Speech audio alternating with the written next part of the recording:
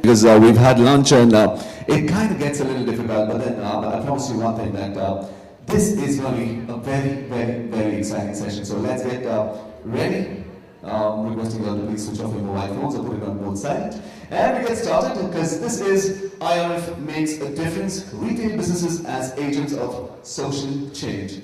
Retail businesses that act as agents of social change are usually the ones that also create the most value for their brands. Socially responsible behavior is not only rewarding in the business conscience, but a strategic business opportunity to build greater value for the consumer and generate unique brand positioning. So whether it is through green concepts or ethical practices or contributing to the community initiatives or partnering with different organizations for socially relevant causes, there is a lot to learn from those who walk the talk. I'm going to introduce the panel on the stage, and I need your appreciation and applause as I welcome them on the stage. Please welcome Vice President Public Affairs and Communication, Coca-Cola India. Please give a big round of applause for Mr. Deepak Jolly.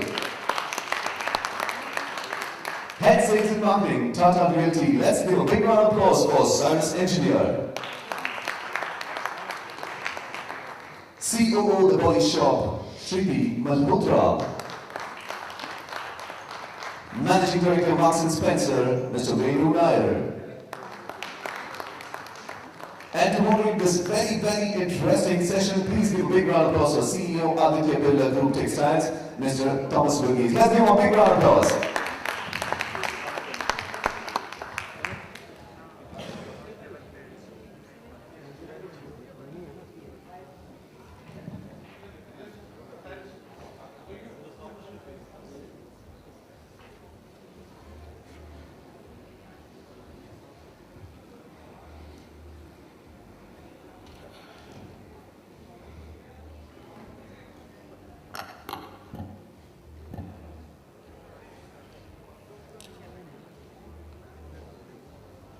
Good afternoon, ladies and gentlemen.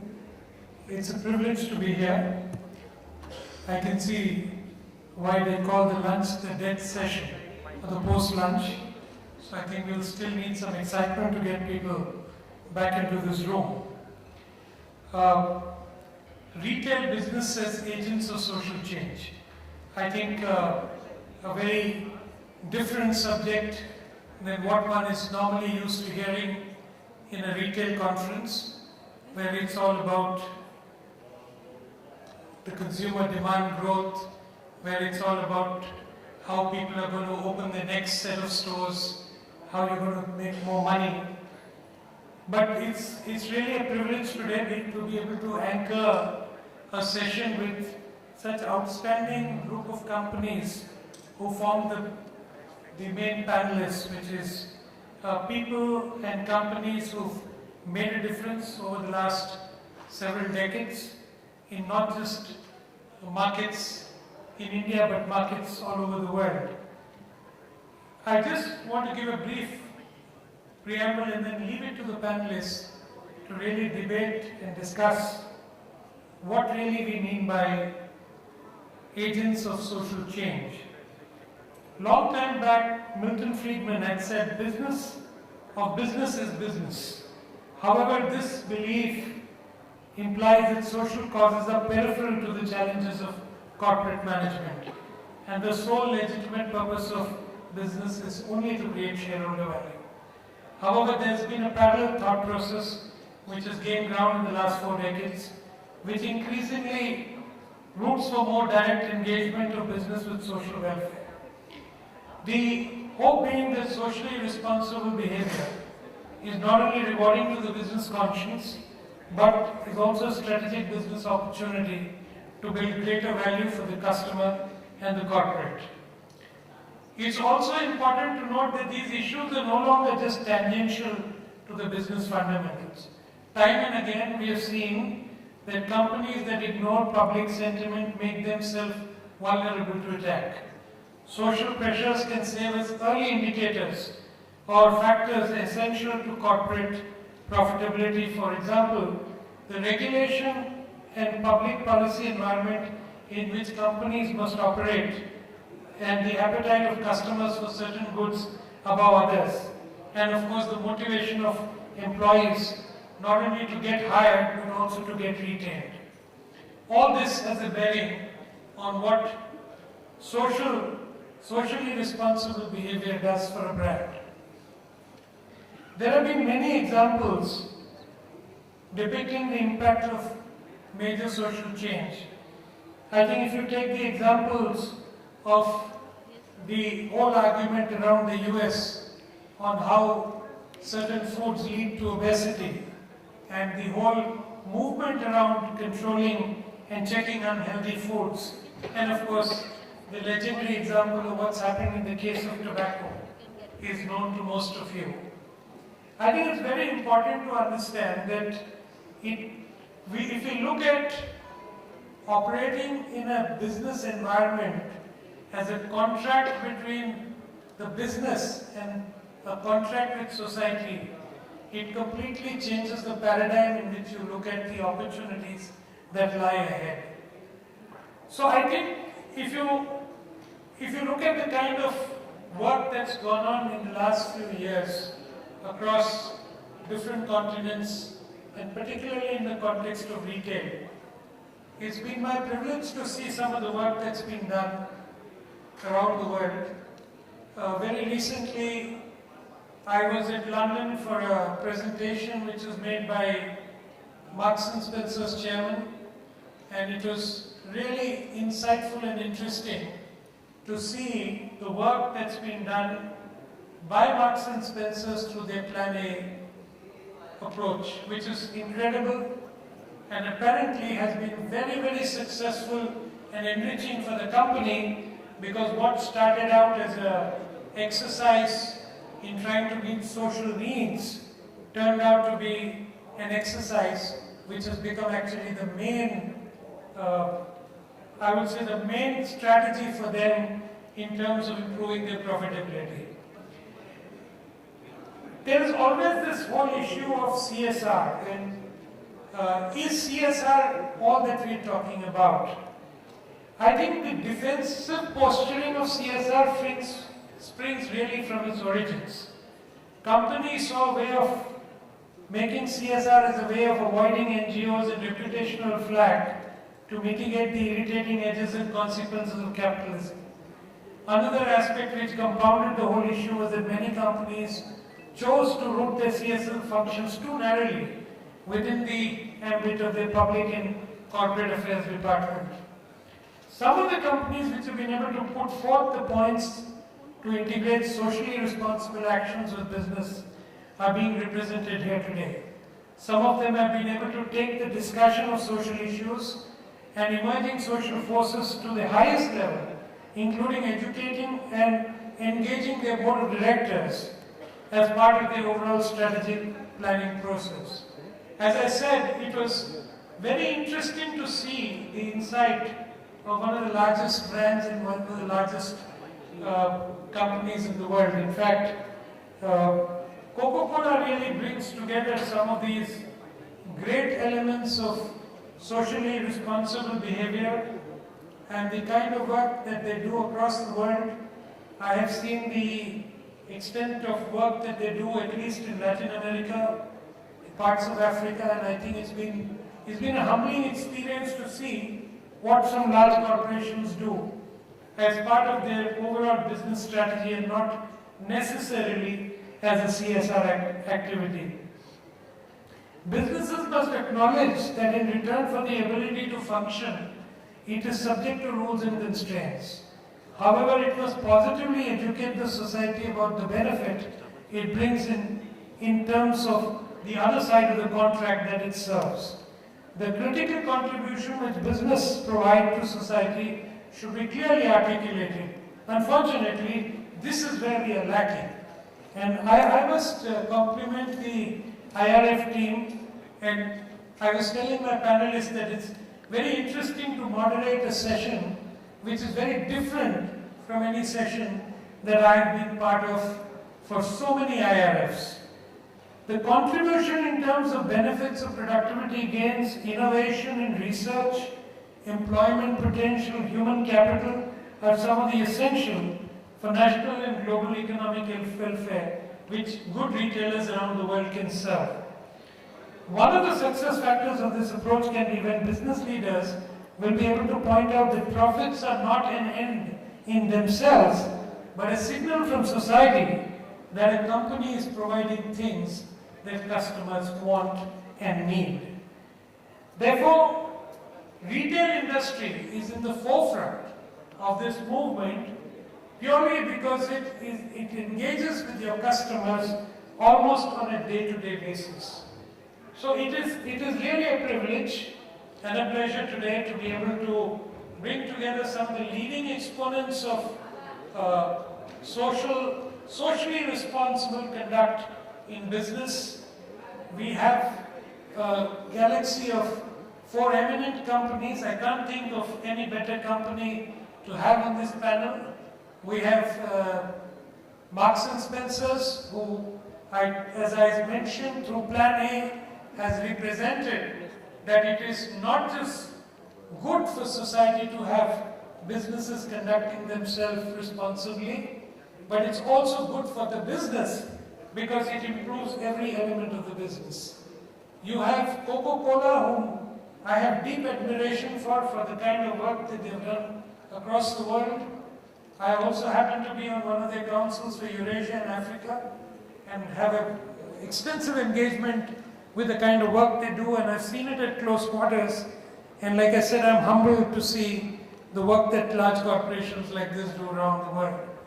We have Tatas, who I think epitomize in the Indian context all that is good about big industrial houses. And I'm also privileged to be part of a group which, along with the Tatas, I think the Tatas and the Birlas go together in this, that one of the few groups which have done so much for the country, so much for the people of the country, but again, not talked about, done in a very understated way so that people do not know and what is the extent of work and welfare and societal and community actions that such organizations are actually doing in this country, which is very different from the West. Then we have an organization which has been characterized by the love of customers for its brand. And because the brand epitomizes the values that we are actually talking about here today. And that is the Body Shop. And we all know that Anita Roddick has set a legendary tale for other businesses to follow in terms of the kind of concern against animal testing, the concern for ensuring great value compliance in terms of integrity, respecting self-esteem, and of course, ensuring that people around the world, as the saying goes, feel good, look good, and do good. So it's really indeed a pleasure to be anchoring this session, and I'm going to request Deepak Jolly from the Coca-Cola company to set the ball rolling. He's got a small presentation, and after that we're going to have some questions amongst ourselves, which the panelists will reflect on their own experiences. But more than anything else, I would like to leave enough time for the audience in this room to be able to ask questions, because this is the kind of session you do not really see in many of the retail summits. So my compliments again to IRF for having a session of this nature, but I wish they would not keep it after lunch in future. Thank you.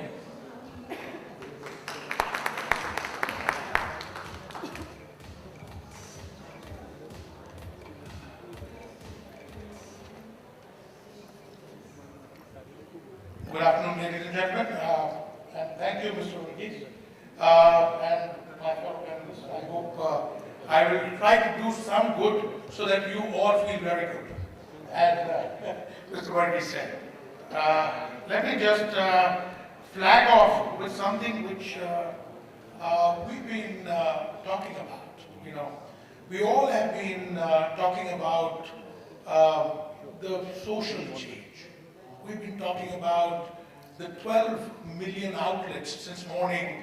We've been talking about how these 12 million outlets to various consumers can be help in that social change. I think that's something which I will hint my presentation about and try to connect it, and of course trying to keep making sure that all of you are feeling good about it. At the same time, what is important is the word sustainability and the word community is so intrinsic to what my department or what we do as a company as a whole. Brand Coca-Cola is all about happiness, and it is giving back happiness and ensuring that the happiness word prevails through and through. And this is what I have tried to work on this presentation. So let us look at our global agenda. If you look at this slide, it's our aspiration that growing our business by making a positive difference in the communities we serve. And this is a very forward-looking statement, and this is the first public platform on the new agenda which we have now worked on. And what we are talking here in this agenda is me, which is personal well-being, because we are a food and beverage company. We, this is all of us, as a social well-being, and the world, which is the environmental well-being. And now let's look at the 4 different verticals in me and how you can get connected on retail on this subject. Now let me just come back to this. Let's look at inspire hydration choices, promote active living, champion sensible balanced diets, and market responsibly. Now all of them, if you look at it, is so relevant to us all the time, and I will be sharing examples, but market responsibly means that some of the food companies today, for example, Coke, Pepsi, even Unilever, Nestle, we have all pledged that we will not be directly marketing to children. And that's under 12. Now that's something which we have ingrained and ensure that our entire system follows that practice. Now let's look at social well-being, which is empowering women. And I will be giving you a very interesting example of how we are ensuring in our system that we are empowering women in the value chain, which is a forward chain as well as a backward chain. I just heard about McDonald's recently in the previous session where Mr. Vikram Bakshi was talking about that 15% of what you see is the McDonald's which you are looking at when you buy a burger. What is there in the back end? And same, when you look at the back end of what we do in Coca-Cola, there's a whole lot of products here, but when you talk about the value chain, the sugar manufacturer, the bottle manufacturer, the mango grower, the guy who is bringing us the different forms of packaging and coolers, and that's something which is about creating an economic growth. And of course, the world part, which is the environmental well-being, is about replenishing water, recycling packaging, sourcing sustainability, and most importantly, which has been the whole world has been talking about, reducing carbon footprint.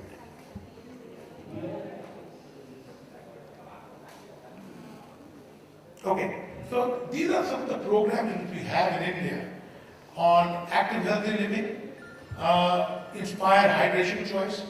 Now, all of them have a strong retail focus because the right way to do business is good business. And I will just give you an example of Vitingo. Vitingo is a product which we have got, which is specially designed iron fortified product for different communities. This product has helped, iron deficient communities where we launched this product. People have got, the kids have gained their heights. They were nutritionally much better than what it was before. I talked about responsible marketing, balanced diets. We always talk about choice. And we've got different offerings from coffee, tea, water, juice, 100% juice, sugar and juice, sparkling drinks. So even recently we've come back with a product called Rinjim, which was in our foray for the last 20 years. Let's look at women's empowerment, which I'll be talking about, which has got again a retail focus. My favorite subject, if you go just outside, you will find a counter which is about support my school, and my colleague Samir Pathak will be there to explain more about it.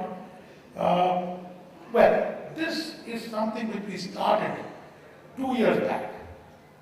In the retail business in India, there was no retail school of national standing at that time which could actually do a one-year degree course in retail.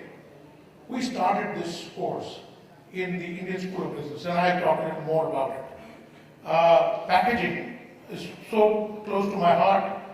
We've talked about solar coolers and of course sustainable agriculture, because of mango sugar agriculture, which we actually help in supporting. So what is the personal well-being initiative, which is Tingo, which is fighting micronutrient malnutrition?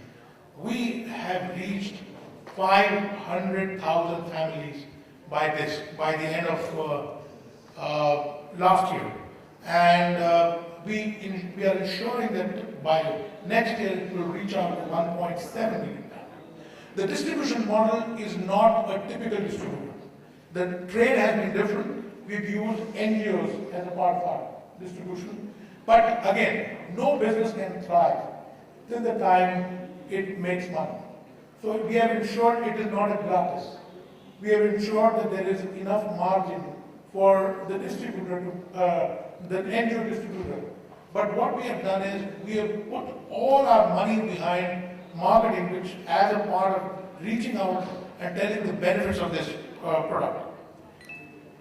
Now, this is something which is so close to my heart. Now, whether you can call it a social and an environmental well-being initiative, but it is something which General Malik, VP Malik, who fought the Cargill War, he is the chairman of my advisory board. And on Friday, I was with him. We went to an outlet owned by this lady who was selling this products from a place where there is no electricity. That village has no electricity, my friends. It's different. We are here in a very cool and nice atmosphere, but go to the hinterland and you will still find places where there is no electricity. A solution was formed by our technical team, which started innovation of doing a solar cooler, and we got this solar cooler which cools about 48 bottles in about 6 to 8 hours. And during the daytime and in late evening, even with minimum sunlight, you have a chilled product offering. These women are making good money, and we've started with 250 women entrepreneurs across northern India. Of course, we won't stop there. We have a plan of placing at least 1,500 by next year. Let's look at a very interesting program. This program is Parivartan. Now, Parivartan is so close to my heart because I've been myself a sales guy in Unilever for almost 5 years. And something which I would tell you, today when you go to the different outlets, what the retailer lacks, the kirana shop lacks, is the skill set. And all that fear which is being arisen by various people about whether they will be able to match the might of the bigger retailers. Yes, they can. Because for people like us, it makes sense to have a Coke at an arm's length. And what we did was, as a part of that, we actually started a mobile van classroom for the village retailers. Ladies and gentlemen, we did 100,000 retailers training in just about 3 years. We've got 5 vans, we've got trainers who have been well certified, we've got Coca-Cola University which is looking at this. This is something which we feel that by 2020, we will hit 1 million retail outlets, and that will be the biggest change agent in the retail trade. Coming to the Coca-Cola ISB Retail Academy, I am proud to say that 50 students graduated in 2011, and the 2012 batch is about to be given their certificates. It is a structured curriculum with ISB to train middle-level managers in skills for organized trade. If you want to know more about it, I can, we have a Coca-Cola counter there, Samir can help you. But this is something which we tied up with ISB for next 7 years. Now, you would say, okay, so these people have been trained, retailers have been trained. What about the people who are just intermediate sort? This something my bottler, Hindustan Coca-Cola, they've done it so well. Around the bottling plant, they're tied up with NIT. And they are developing a capability training program where they offer skills to educated, unemployed youth to cater to the demands of organized sector. Now, just in Ghaziabad, 436 people were employed through that program in the retail sector after training through the Career Development Center. Now, these are things which, you are doing a program for current retailers, the future employees of the retailer, and management cadre in the big retailers. Now, let's look at a packaging innovation. Now, reducing the use of raw materials in packaging and promoting recycling of PET in packaging. These are two critical components, and what we have seen in countries like in Europe, when we use these initiatives, your product sales rise because of the knowledge that people want to have a green footprint. And that's important. I think it's time India will also come up with this, but I just wanted to bring to your notice. Now, this is about Project Unnati, which is an environmental well-being initiative, which we've tied up with Jain Irrigation. It is about making sure that we don't have mangoes for today, but also mangoes for tomorrow.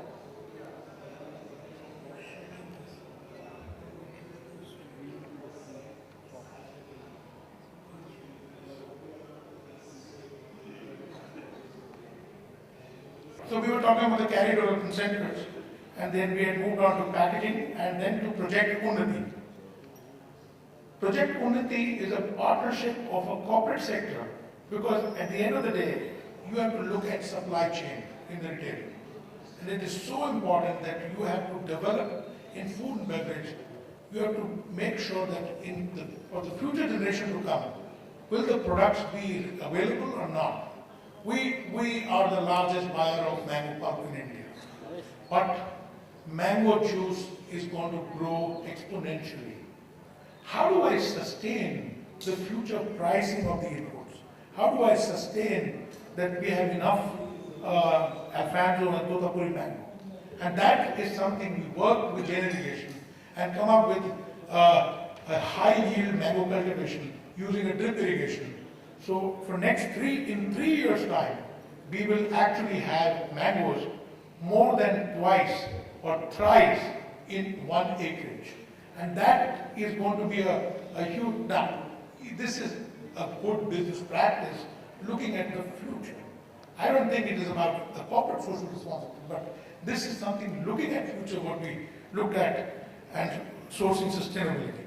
So this will benefit 50,000 farmers and more than 10,000 women farmers.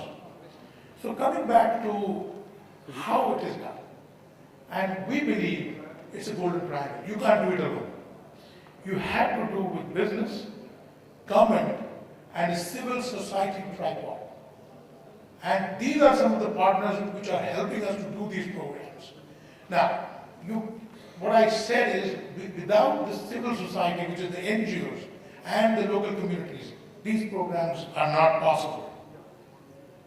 Now, this is one program called Support My School. And this is a community initiative, which is a social initiative.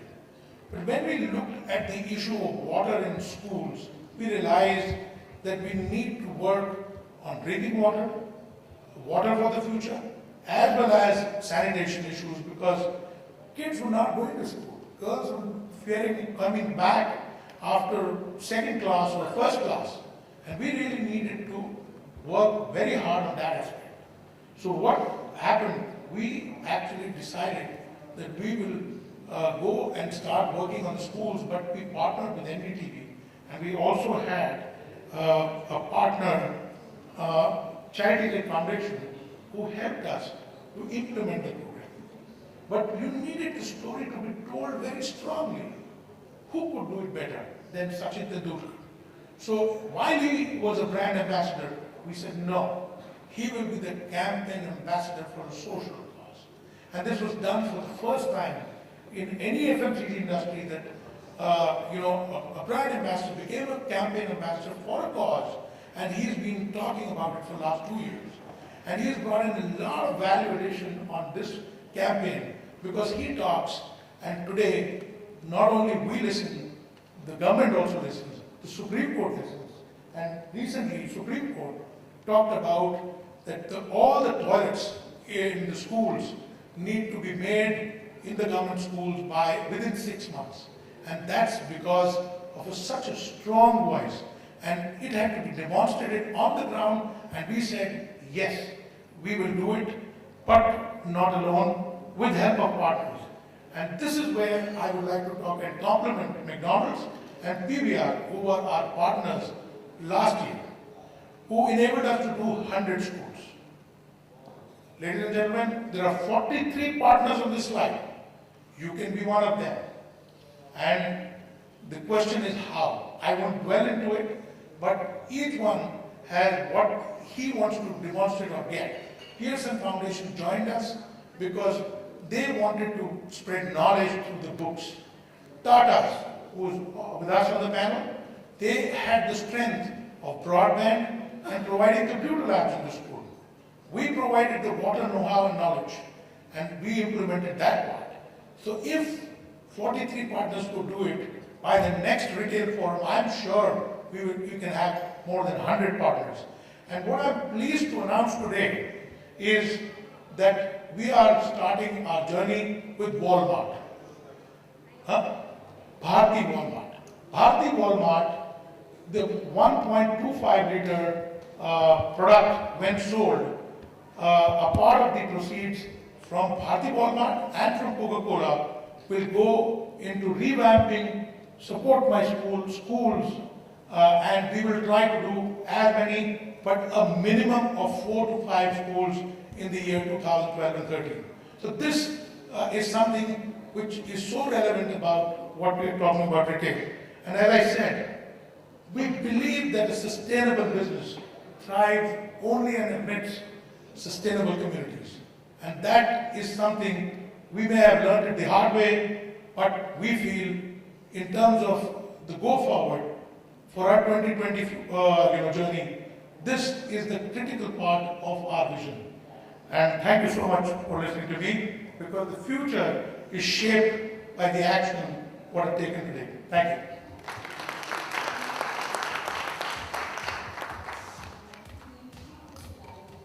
Thank you, Deepak. That is really wonderful. It set the tone for the session. And I think really, I don't think very many people would have expected that corporate organizations, MNCs, are really doing the kind of work that Deepak talked about today in the context of our country. Well, to take this panel discussion forward, let me just pose a few questions to some of our panelists. Can the relationship between business and society be viewed as an implicit social contract with its own obligations, its own opportunities, and the mutual advantages it offers? So let me ask this question to Shriti from Body Shop and see what she has to say in this context. Thanks, Thomas. I think very simply put, because we have very, very esteemed people in the business here, very, very simply put, I would put it that business has immense power. It exists across nations, it transcends national boundaries, and it exists within society. So it is very, very important to understand that business and society are symbiotic and they exist for each other. So, and for us at the Body Shop, it is a really a live example of what we do in our day-to-day business. In business, typically we have a value chain, from the raw material to the final product. In the Body Shop, we have a values chain, which means to say that the business is run on the basis of some values, on the basis of certain principles, and every aspect of the business is run accordingly. The reason for the simple fact for the Body Shop is that because the foundation of the Body Shop is based on the fact that business should be based on society, business should be based on societal development, environmental change, and should be based for public good rather than personal greed.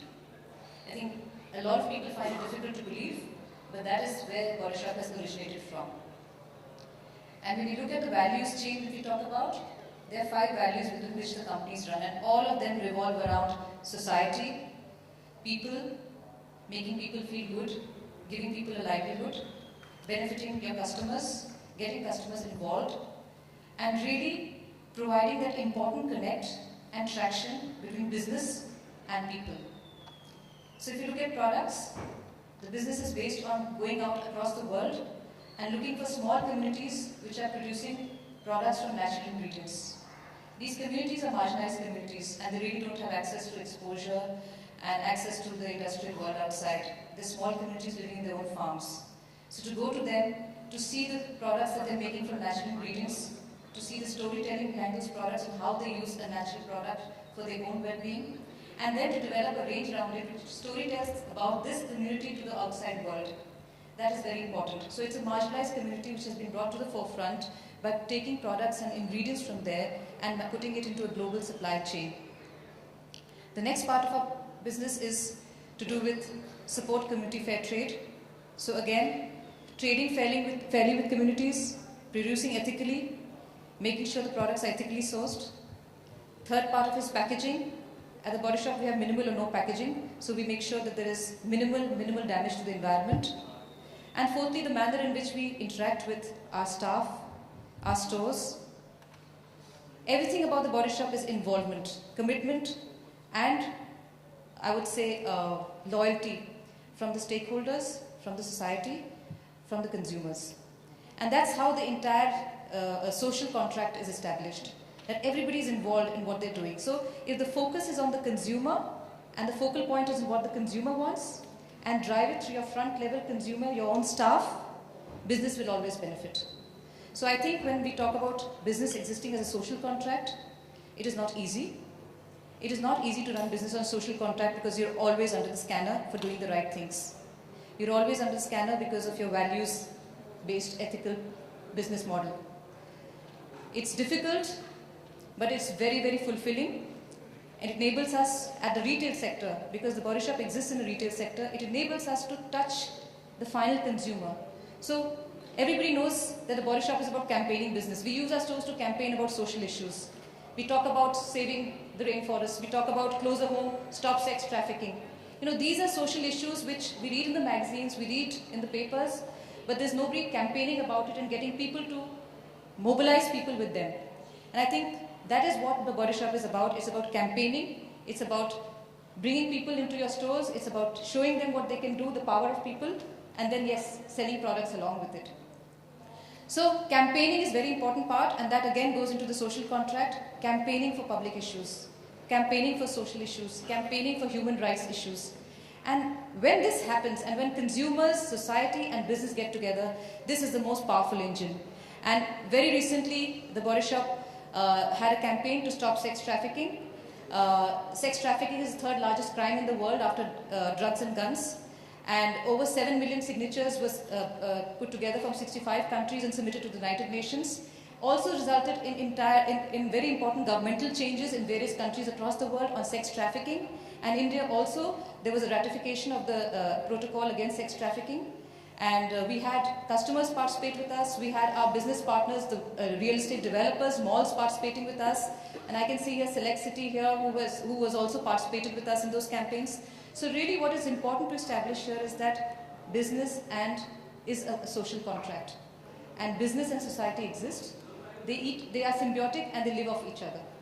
So as a business, if we are very conscious of this and we base our entire approach, which is all pervasive, which makes sure that it goes into our employers, it goes into the way we run business. It's not just about what, it's also the way and how.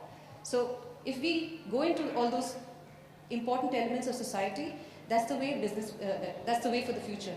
Because business cannot be myopic, it has to be long term. And for sustainable development, society, business, environment, people all need to coexist.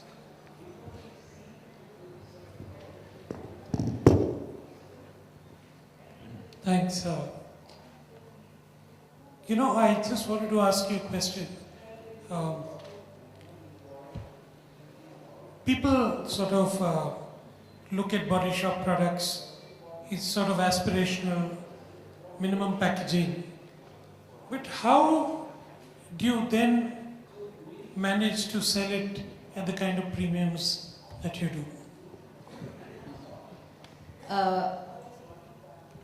The body shop is the foremost premise of the body shop is natural ingredients sourced from across the four corners of the world, bursting with natural effectiveness, and sourcing through community fair trade. I think 80% of our products have community fair trade, and which means to provide a fair price to the farmers and to the marginalized communities who are making those products. And that not only goes into payment of products, but it also goes into development of the community and establishing important community programs around them. So I would not say that the body shop charges a premium for the products. I would say that the body shop products and the values that go within those products and the environmental concerns that go within that product make sure that the product stands the highest ethical standards and of the highest quality. And if you think it's a premium, I would not say so. But I think for responsible consumers, what is important for them to know is that product is actually benefiting somebody else. And if they can afford the product and benefit somebody else, I think this is a symbiotic relationship between the haves and the have-nots. Thank you, Shruti. I think that sort of answers the question that it's very obvious that the people who invest in buying at the body shop or who are loyal to the body shop brand are actually not only investing in look good, feel good and be good, but they're also investing in doing good for society at large, communities at large. So thanks. Let me now direct my question on how business can capture the moral high ground and build social issues into strategy in a way that reflects their actual importance to customers. I don't think there can be any better company to exemplify this than what I have seen and heard of the Marks and Spencer's Plan A, which was conceived way back in 2006 and 7. But let's hear it straight from the horse's mouth. For us at Marks and Spencer, Plan A is our eco and ethical program, which aims to make M&S the most sustainable retailer by 2015.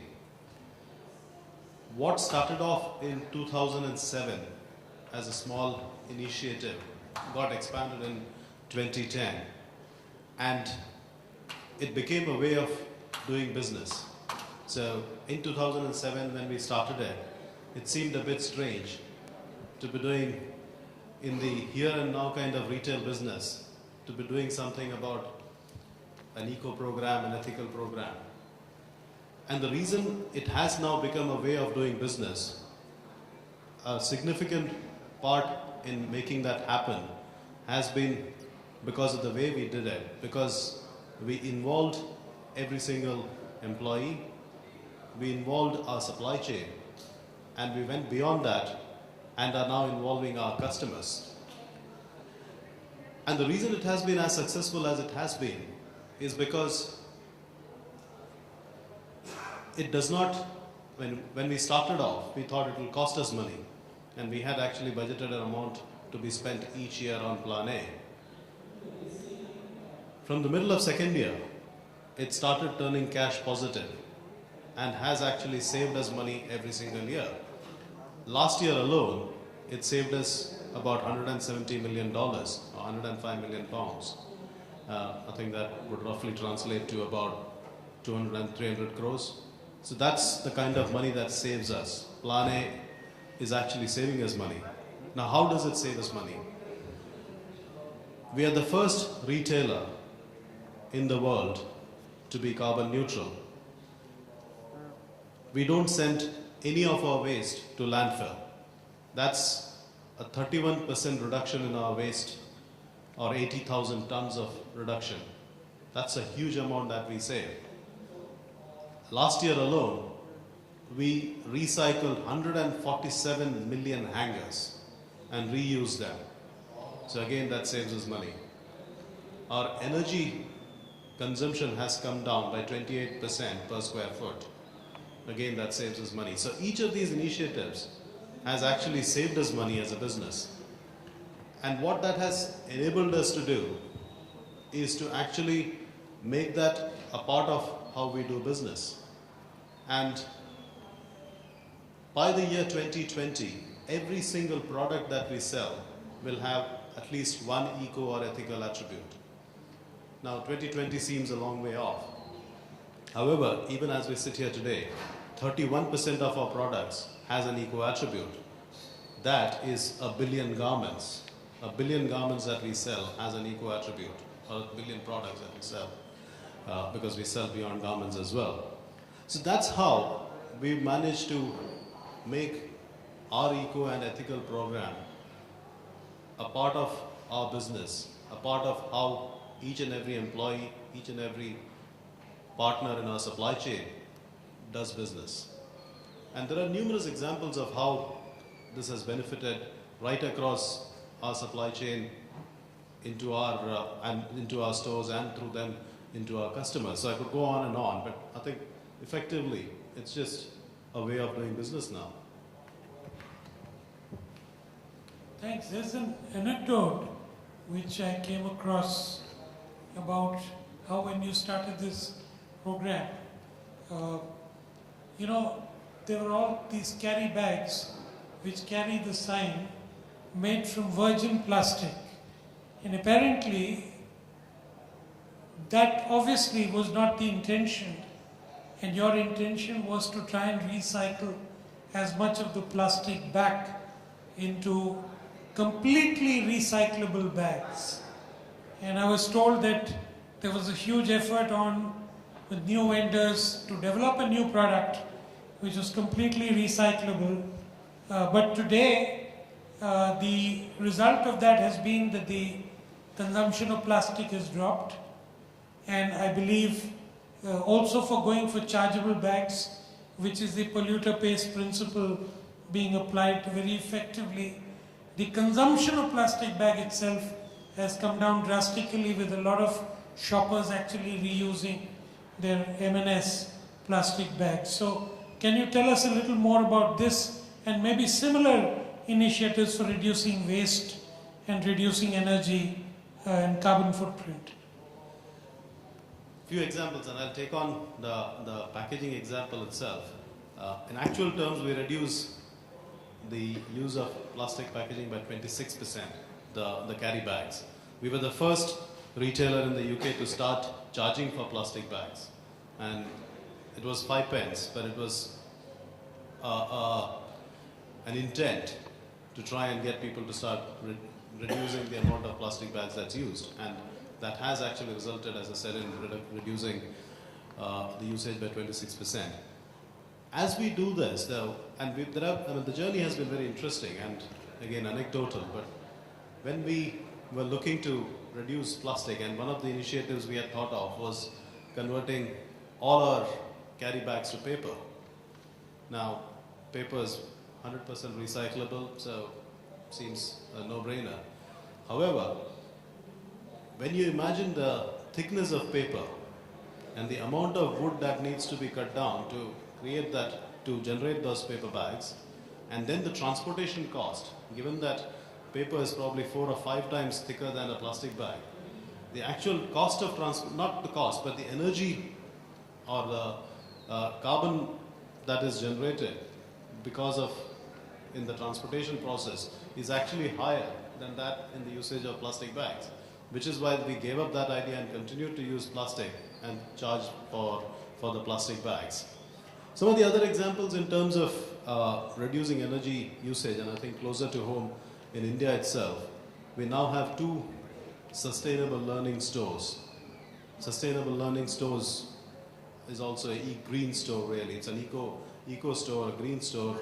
It's certified by LEED, which is the organization that goes into the certification for eco stores.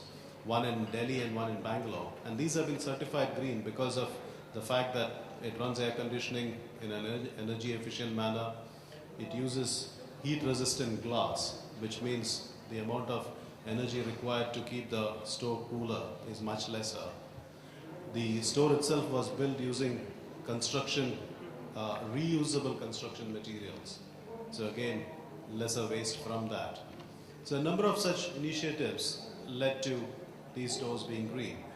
Now, while we've got 2 green stores, what we also then do is to take these learnings into other stores. And again, it helps us in energy consumption or saving on energy. Waste itself is another big part of the activity that we have under Plan A, reducing waste. And the biggest component of waste comes from packaging, because whether it's a garment or food, the packaging that goes with it just goes into landfill. So by converting that into reusable materials or using less of it, we have been able to again save on the waste that goes into landfill. As I said, by consistent and constant reviewing of what we use in our packaging, we've reduced 80,000 tons of packaging that would have otherwise gone into landfill. I have a few examples there just to illustrate the point. Thanks, Venu. Turning to another aspect of retail, when we look at India and we look at some of the legends of Indian industry, you invariably look at few groups, but foremost amongst them comes the name of Tatas. So let me ask Cyrus, that Tatas were one of the first companies to bring in sustainability reports as part of the annual reports, balance sheets. And one is, what were the initial thoughts? And then as a developer today, where does he see sustainability, social issues, and the myriad community requirements which the developer enterprise really serves today? So I think we couldn't have a better company to represent these interests in India rather than the Tatas. So over to you, Cyrus. Thank you very much, Thomas. I'd actually like to begin my brief couple of words by thanking the organizers of the Indian Retail Forum this time.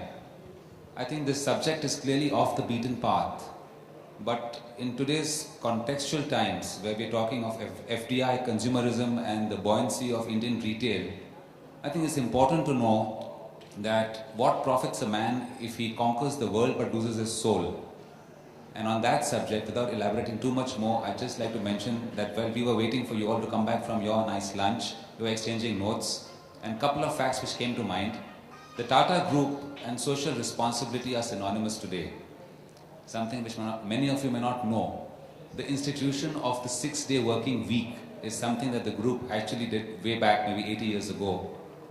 Probably the formulation of a kind of informal system of provident fund today, which many of us salaried people take for granted, was also brought about by the group.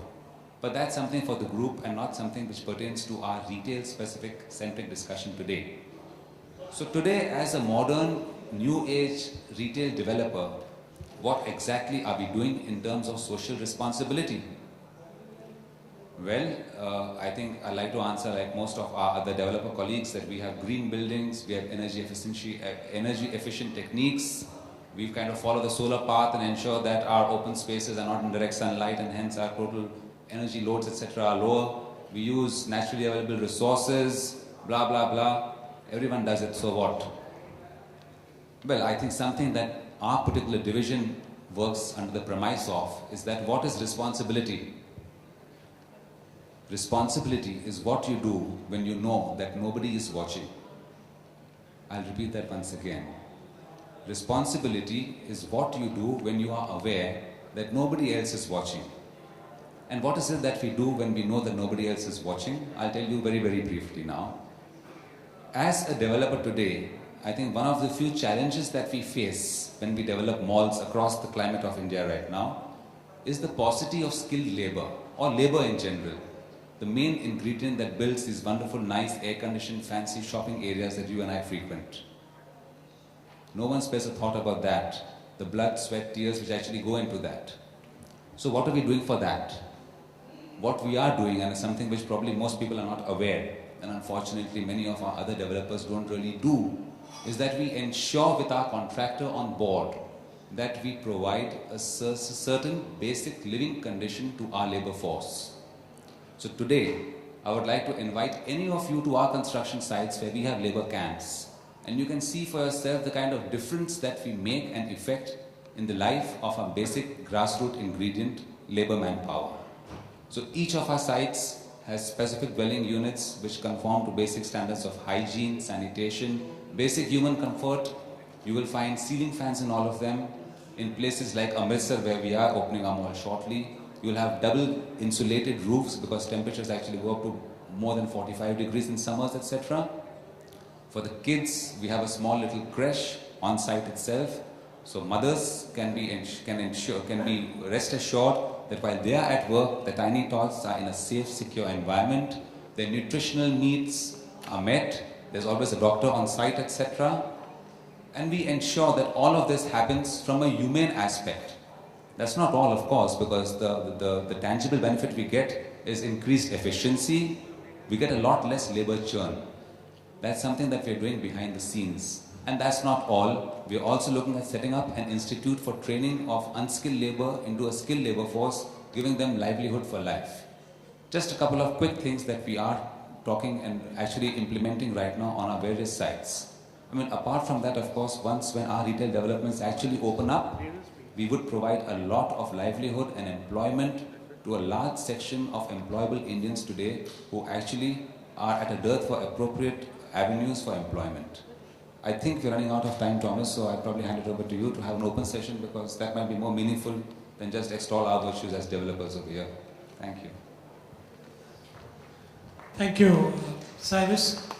Let me just thank all the panelists for some of the insights we've had from them. I think we started late, and I think they're going to use this session to bridge the time gap in the conference.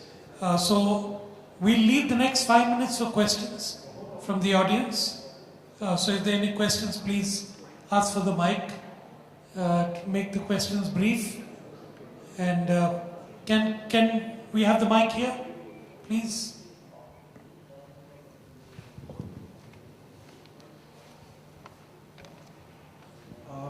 Hello. Good afternoon. My name is Amit Mahajan. I represent IRIS. I have worked in United Nations. I've worked on human trafficking. I started human trafficking with UNODC, and yes, there were 1 million signatures in 2008, which we got from the people. My question is, I mean, you know, I've worked also in CSR across Africa and India, etc. There are two questions that I always, you know, ask, which I really have not found an answer to, and I would like to ask you. One is, how do you actually set up, you know, your CSR agendas? When I was working in Microsoft, for example, we found that we did a lot of stuff, you know, as technology, etc.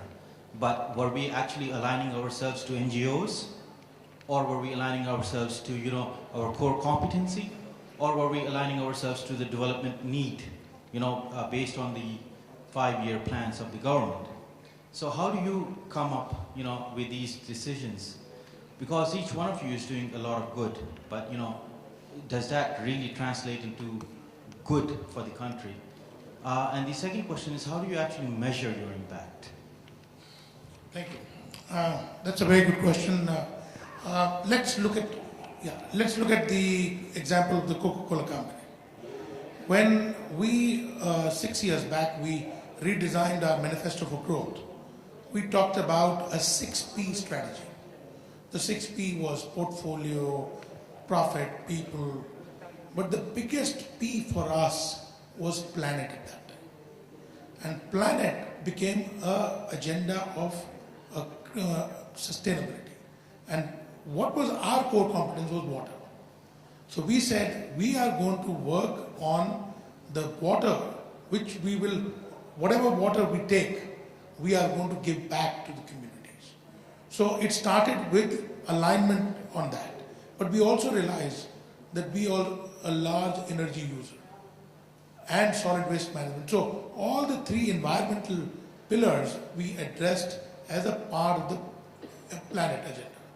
The other pillars which I talked about in the me agenda, which was the well-being, was, look, if I am telling you to talk about taking calories, I'm also asking you to expend them by well-being programs. I'm also ensuring that I give you choice. I'm also ensuring responsibility. So that's your core competence and what is in your DNA. And this is uncompromisable. So I think I've just tried to address that aspect of question, which is about who we are and how you do your things. Let me share with you an anecdote. I was with the chairman of Coke a few weeks ago in London, Mukhtar Kent, and he told me something that was very surprising. He says, Thomas, we are thinking about the whole thing based on sustainability, adding less to the planet in terms of wastage. He says, what I